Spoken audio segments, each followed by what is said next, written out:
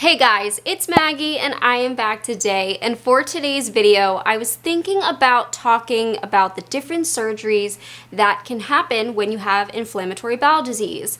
But then I started thinking about it more. I've talked a lot about a number of the surgeries because I've had a couple myself, and it really isn't the first step when it comes to the disease. You know, you don't just go headfirst into surgery. IBD doctors and surgeons really like to take a conservative approach. You know, keep as much intestine as possible, and there are many patients out there that will never have surgery. So I thought for today's video I could talk about a little bit more of a conservative procedure that I have actually had the most out of all the things that I've gone through with Crohn's disease, and that is having rectal dilations or dilations of the intestine. Now, for those of you that may be on this channel watching this video with IBD, I have an opportunity for you, so stay tuned.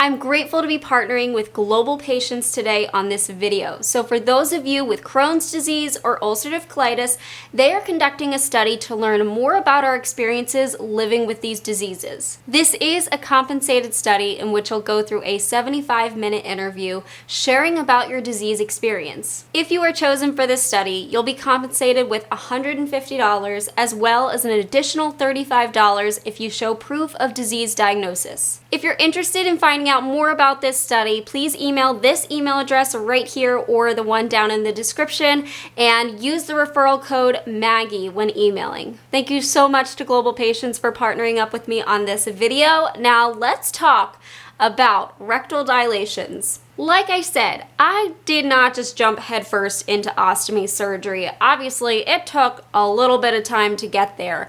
There were other treatments and other things tried to calm my intestines down and to get them to behave. I had very active Crohn's disease in my colon and in my rectum, and it actually took a while for my doctors to realize that that was the most severe area of disease. The funny thing about having an illness like inflammatory bowel disease is we can have the same illness, we can share that, but they can look so different, and there are a number of patients that will experience stricturing. Some patients never have any issues with that.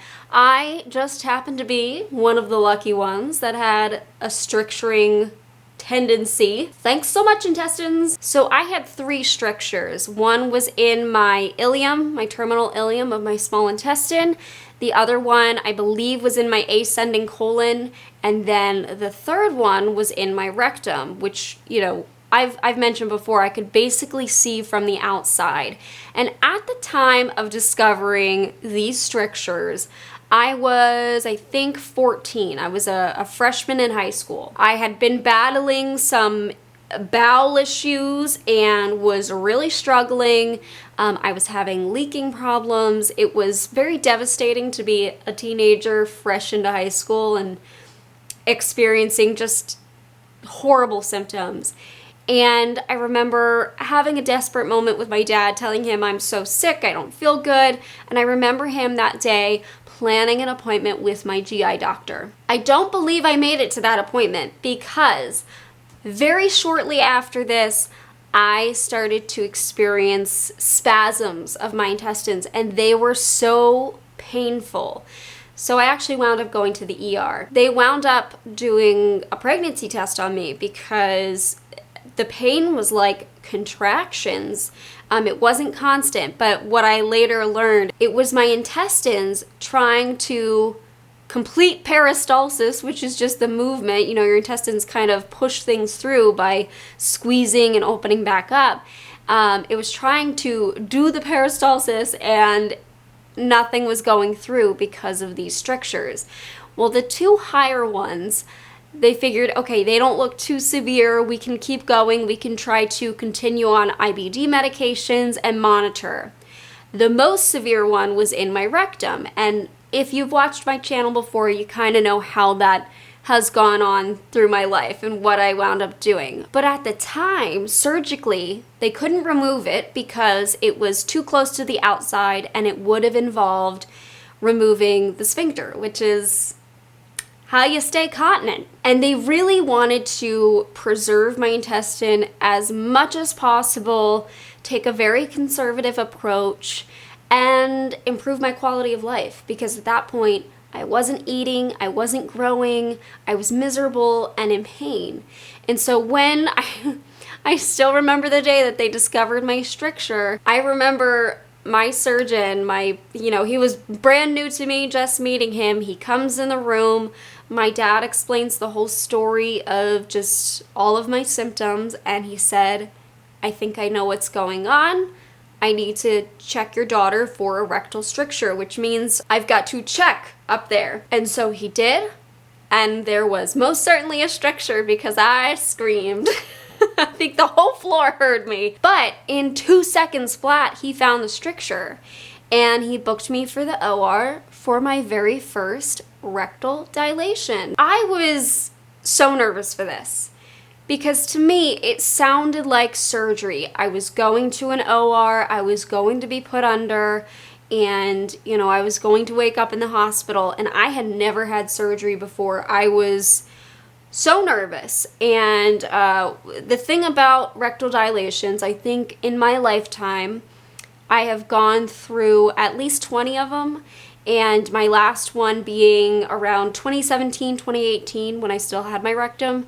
That was my last one. For me, and maybe other people will tell you if they experience intestinal dilations or rectal dilations, while there is some pain associated with it afterwards, it actually provided a lot of relief. And that relief proved itself to me that night. So the procedure itself, it did happen in the OR. It was general anesthesia. I was completely out for it.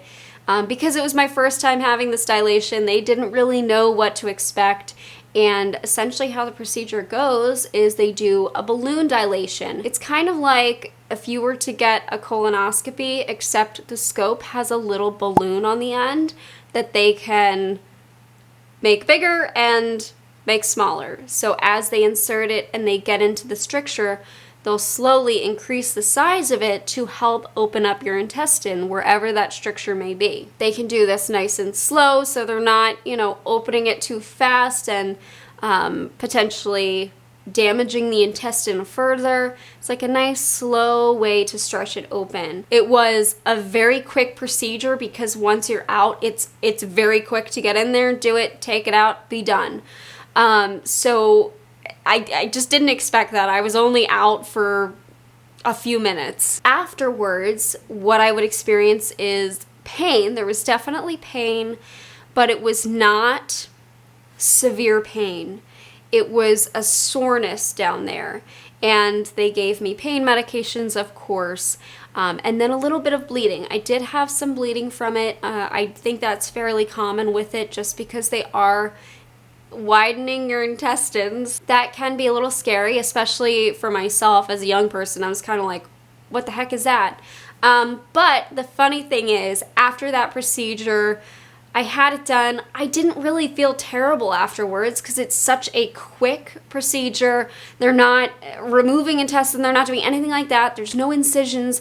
It's going up the tract you already have open for business and widening that intestine. So I woke up and I remember feeling okay. It wasn't bad. And then that evening, for the first time in months, I was able to go to the bathroom. And about an hour after that, I was ordering room service. And my dad was just astonished, because he hadn't seen me with an appetite in so long. This rectal dilation made all the difference in the world, because it allowed me to pass food through my intestines, which you need in order to survive, and get rid of it. I was able to go to the bathroom. What we found, though, is that as time went on, my stricture would kind of constrict, so we would have to go in repeatedly. And it got to a point where I was having the procedure done about every 2 to 3 months. We would make the drive into Philadelphia, I would go into the OR, and it would be a day procedure. I would have the same pain, the same little bit of bleeding, and I would have to take the day off from school, which I didn't mind, but I think what really bugged me more was the anesthesia, because I just was so nauseated afterwards. I hated that. I was so grateful for the procedure because I knew I could look forward to feeling good again. And so that kind of became my routine. I think it's going to be different for everybody how frequently you will get dilations. Maybe it's a one and done deal.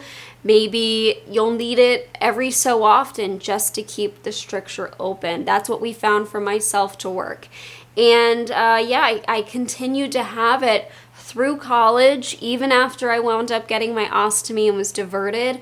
You know, your colon still produces mucus, even if you're not using it, even if you don't have food going through it, it produces mucus. It's a totally normal thing, but you still need to expel it. So my stricture, we kind of let go because we figured there's not going to be much going through it. Well, it turns out that I needed to have that stricture open. So we did dilate it a few times when I was in college, and at one point I guess my surgeon was very aggressive in trying to open it, and it bought me a few years. I actually lasted a few years without having to get the dilation procedure. And my very last dilation, like I said, was 2017, 2018, where my new GI doctor, who is since retired, but at the time he was my new GI doctor, he wanted to do a colonoscopy to check on everything, and it was kind of a requirement that if you would like to get a scope up there, you're gonna need to dilate first. They actually used a pediatric scope on me, and I think he said he used the scope for endoscopies, a pediatric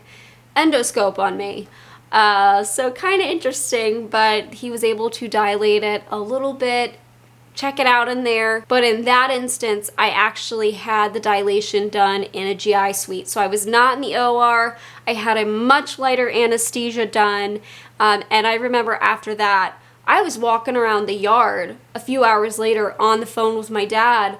I was like, Dad, I just had a dilation and I'm amazed at how good I feel. Like, yes, my bottom is sore. It'll be sore for a few days, but I'm like, I'm with it. I'm good. I don't feel nauseated. So there's definitely different ways that they can do it depending on location, severity, all of that. But I very much appreciated that they went for the dilation procedure, even if, you know, eventually I would wind up getting the surgeries that I have now. It bought me time. It bought me time to live life away from the hospital, and be a teenage girl. As much as I say I wish I had my ostomy sooner, it bought me time to just not worry so much about my health, if that makes sense. It gave me a little bit of freedom from it. It made me feel like maybe Crohn's is not going to be the focus of my life in high school, which later on it wound up being that way because my stricture just was too severe, and my other strictures that were higher up, I wound up needing to have surgery on because my medication wasn't working for me and they just continued to constrict. But yeah, they try to take a conservative approach when possible. Obviously, it depends on a number of different factors of whether more conservative approaches, whether it just be medication or small procedures like the dilations, you know, whether or not you can do that. There are some instances where the disease is severe and surgery is the best option for quality of life. I know that making the decision towards surgery is scary, and you know, I was there. I was 16 and having to do that, but I'm glad for the way that it worked out. But yes, let me know if you have had any dilation surgeries. I know that some surgeons call it dilatation. It just doesn't feel natural to me. I feel like I have to say dilation. Let me know if you've experienced that before and what that was like for you. But thank you so much for watching. Thank you to Global Patients for partnering up with me. Make sure to reach out to them if you're interested in this study with the referral code Maggie. And yeah, I will see you guys very soon. Bye guys.